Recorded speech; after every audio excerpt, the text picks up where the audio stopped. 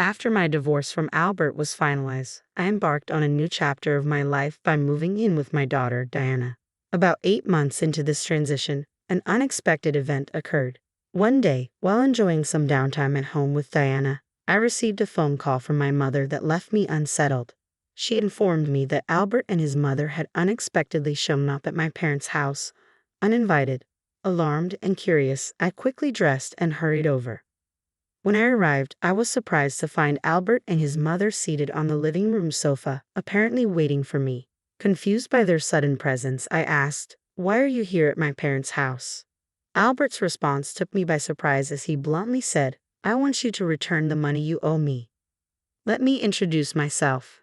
My name is Judy, and I'm a 38-year-old office worker. I was married to Albert for 10 years, and we share a daughter, Diana, who's now in 8th grade. Albert and I met on a blind date, where I was immediately drawn to his warm, friendly, and cheerful personality. Our connection grew quickly, evolving from high school sweethearts into life partners. After a year of dating, he proposed, and our wedding was a joyous occasion, celebrated with a close-knit group of my high school friends. We were all deeply intertwined in each other's lives, sharing in major milestones. As time went on, each of my friends found their own partners and got married, forming a tight circle of married couples.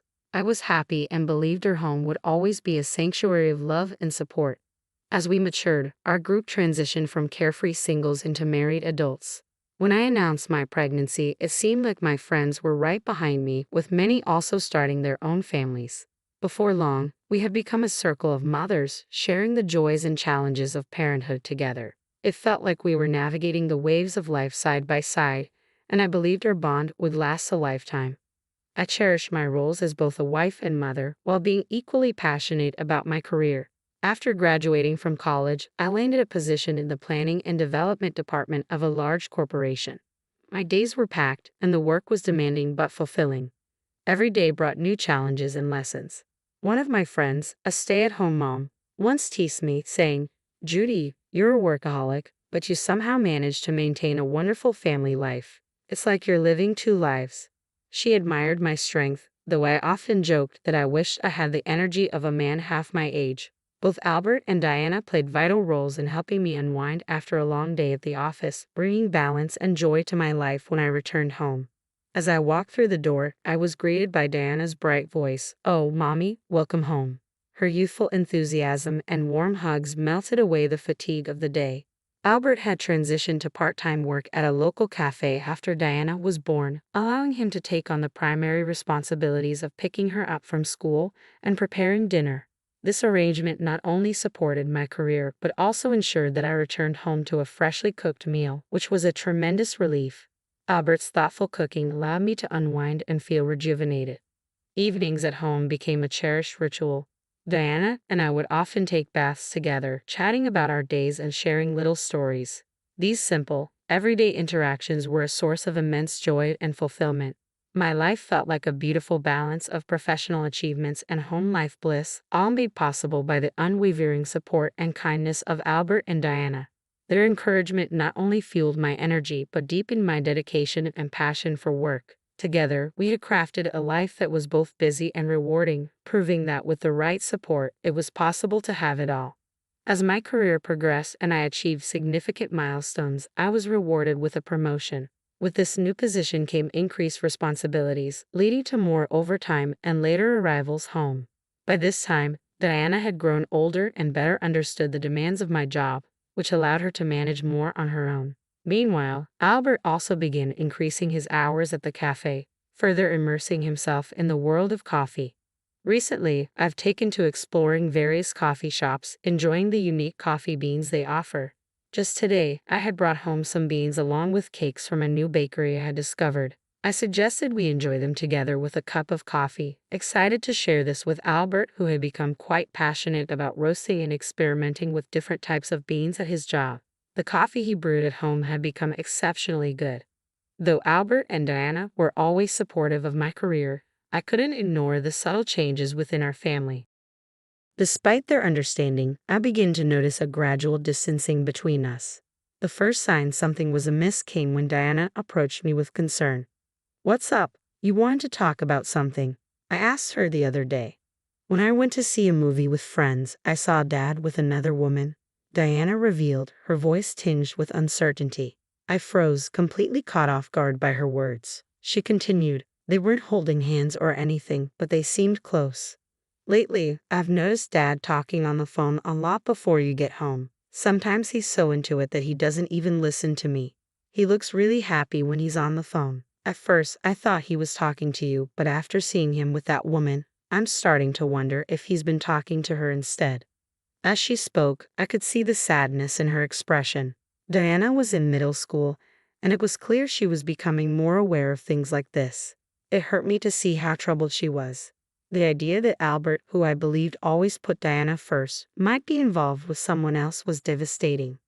I knew I had to handle this delicately for the sake of our family. "I'm so sorry, sweetie. I had no idea we were making you feel this way. I've been too focused on work, haven't I said, feeling a pang of guilt as I looked at her. Diana quickly reassured me. "No, it's okay that you work hard, Mom. Don't feel bad about that." Her maturity in that moment was beyond her years, and I was deeply touched by her understanding. "Thank you, Diana," I replied, my heart heavy. "I'll talk to your dad about this. If it turns out he's having an affair, I might have to consider a divorce. Is that something you're okay with?" She nodded solemnly. "I don't like the idea of Dad having an affair. Knowing that and still being with him would just make me feel worse." Seeing Diana so distressed made me realize how much I had been overlooking our family's needs. Determined to confront this head-on, especially since Diana had been brave enough to bring it up, I decided to hire a private investigator to look into Albert's activities. The results were just as heartbreaking as I feared. The investigator found undeniable proof that Albert was having an affair. Diana had been right. There were even photographs to confirm it. But what shocked me the most was the identity of the other woman, Tiffany, one of my high school classmates and a fellow member of our mom's group. I was more hurt by the betrayal of a trusted friend than by Albert's infidelity. Tiffany, a stay-at-home mom and someone I thought was a loyal member of our group, had her own young child yet still chose to engage in an affair with Albert, neglecting her family responsibilities. When I saw the evidence, I felt overwhelmed with emotion. Alone in my room, I was grateful that Diana hadn't walked in on me during that moment. The photos would only add to her distress. I wasn't ready to confront Albert yet, nor could I let Diana see these disturbing images. I took a few deep breaths to steady myself. Shortly after, another friend from our mom's group mentioned she had switched jobs, which sparked an idea. I suggested a gathering, viewing it as a perfect opportunity to observe Tiffany without revealing that I knew about the affair. We scheduled the get-together for 2 weeks later. In the meantime, I quietly contacted a lawyer and began preparing for a potential divorce, fortifying myself for the challenges ahead. I took a moment to gently inform Diana about what I had uncovered and the difficult decision that her dad and I would be getting a divorce. Together, we spent our free time searching for a new apartment, hoping to find a space that would signify a fresh start for both of us. As the day of the planned gathering approached, I felt a mix of anticipation and dread. When the day finally arrived, I engaged in casual conversation with my friends, starting with questions about one friend's new job. We all shared updates on our lives, and Tiffany appeared oblivious to the fact that I knew her secret. During our conversation, she lamented her routine, saying, "I'm just a housewife stuck in the same routine, unlike all of you who have careers and don't have to work because your husbands support you." Another friend quickly pointed out, "I do appreciate my husband," to which Tiffany responded, "But sometimes," feeling a bit bored, I decided it was time to address the elephant in the room. "So, is that why you're having an affair with other people's husbands?" I asked, turning directly to Tiffany. The room fell silent, and the casual ambience quickly shifted to tension. "Ah, Judy, what do you mean by that?" Tiffany stammered, her face draining of color. "It seems that Tiffany is having an affair with my husband, Albert," I declared plainly. "What? No way. You must be joking," another friend interjected, attempting to defend Tiffany as disbelief spread through the group. Tiffany seized the opportunity to deflect. "That's right, Judy. What are you talking about? You must have confused me with someone else." "Oh, really?" I countered, my voice steady. "Then why don't you all take a look at this?" I reached into my bag, pulled out the photos, and spread them across the table for everyone to see. The room erupted in gasps of disbelief. "Oh my gosh," they exclaimed, turning to Tiffany for explanations. Clearly caught off guard and unable to deny the evidence, Tiffany covered her mouth with her hand. "I'm sorry," she began, her voice trembling. "I happened to walk into the cafe where your husband works. I didn't know you worked there initially, but then I started going there regularly. My husband provides for me, but he's been neglecting me since we got married. I was feeling lonely." Tears began to form in her eyes, but despite her emotional response and attempts to justify her actions, the betrayal cut deep. An affair, particularly with a friend's husband, was a breach of trust that was hard to overlook. While her reasons might explain her actions, they didn't excuse them. The revelation was painful but necessary, confirming the suspicions I had begun to harbor and reshaping the dynamics of our friendship and personal lives. Throughout the confrontation, I maintained my composure, unaffected by Tiffany's tears. "I'm sorry to everyone else here, but Tiffany, I need to let you know that I will be seeking alimony from you," I announced firmly. "Earlier that day, I had taken a formal step. I sent a certified letter to your mailbox." Tiffany's face fell as she absorbed the weight of the situation. "Oh no," she murmured, a mix of worry and disbelief lacing her voice. "How could he do something so terrible? It's far worse to have an affair with a friend's husband, especially when you're married and have a child," I replied, steady and resolute. "You need to face the consequences and make amends for your actions." Tiffany, visibly shaken, nodded in acknowledgement. One of my friends chimed in, "We really can't trust you anymore, Tiffany." With that, we left the restaurant, leaving Tiffany to grapple with the fallout. Once I dealt with Tiffany, it was time to confront Albert. I was fairly certain that Tiffany had already informed him about what had transpired. When I arrived home, Albert was waiting at the door, panic etched across his face. "What have you done?" "I just got a call from Tiffany. Are you making our affair public? How could you be so terrible? You acted like a good husband while cheating on me. And no, it's not just about exposing Tiffany. How could you do that to her family?" I retorted. My tone was firm as I continued. "It seems people who have affairs think alike. You believe that as long as the other person doesn't find out, it's not a big deal. But what you did was wrong, and it all needs to come to light as part of your punishment. That's why I'm going to divorce you and seek alimony and child support." Faced with clear evidence of the affair, Albert could not deny the truth. He agreed to the divorce, though he was initially hesitant about the financial implications. However, once I hired a strong lawyer and made it clear I was prepared to take the case to court if necessary, he finally consented to the financial arrangements. After the divorce, Albert sold the house we had lived in and moved to a new apartment. I pursued and received alimony from both Albert and Tiffany, totaling $50,000 from each, along with child support from Albert. Once everything was settled, Diana and I began our new life together. Though the ordeal had been deeply traumatic for me, it marked the painful yet necessary start of a new chapter. In the aftermath of my divorce, I found solace and a chance to rebuild my life with Diana. Over time, the emotional wounds began to heal. But about 8 months later, I faced an unexpected challenge. I was enjoying a peaceful day at home with Diana when an urgent call from my mother disrupted the calm. She informed me that my ex-husband Albert and his mother had shown up unannounced at my parents' house, forcing their way inside without permission. My father wasn't home, so my worried mother quickly reached out to me. I rushed over to my parents' house, and upon arriving, I found Albert and his mother lounging on the living room sofa as if they belonged there. Confused and alarmed, I asked, "What are you both doing here?" Albert's response shocked me. "I want you to give me back the money you owe me."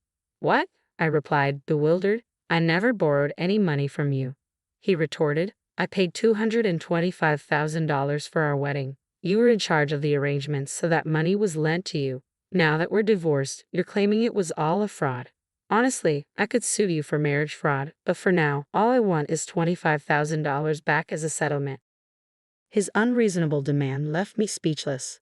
His mother chimed in, insisting that I pay him as soon as possible. It was evident that Albert was struggling financially, which likely fueled his irrational demands.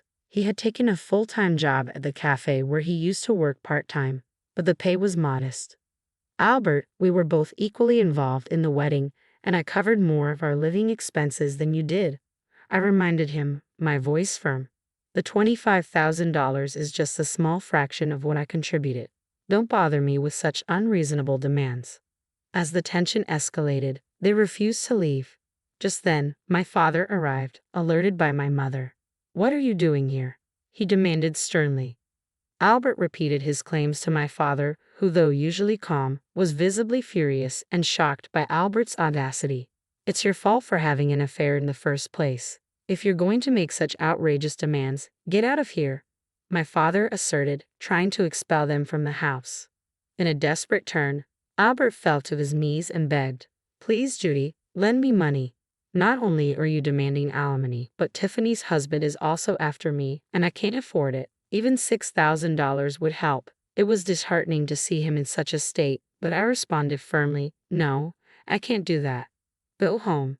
The situation highlighted Albert's deep desperation, but it reaffirmed my resolve to maintain boundaries and protect my family's peace. As the confrontation escalated, my father intervened, suggesting he'd handle it. "Fine, I'll get the money. Just wait here," he said calmly, walking me to another room. Curious, I followed him. With a mischievous grin, he said, "Well, I have plenty of money. Since we have it, why not give it to them?" He opened the closet and pulled out some cash, creating an air of suspense. I wondered how this would play out. My father put the bills into an envelope and handed it to Albert. With satisfied faces, my ex-husband and his mother left, thinking their scheme had worked. As soon as they stepped out, I locked the door behind them and quickly called the police. It didn't take long for Albert and his mother to realize the money was fake. They rushed back, pounding on our door in anger. "What's going on?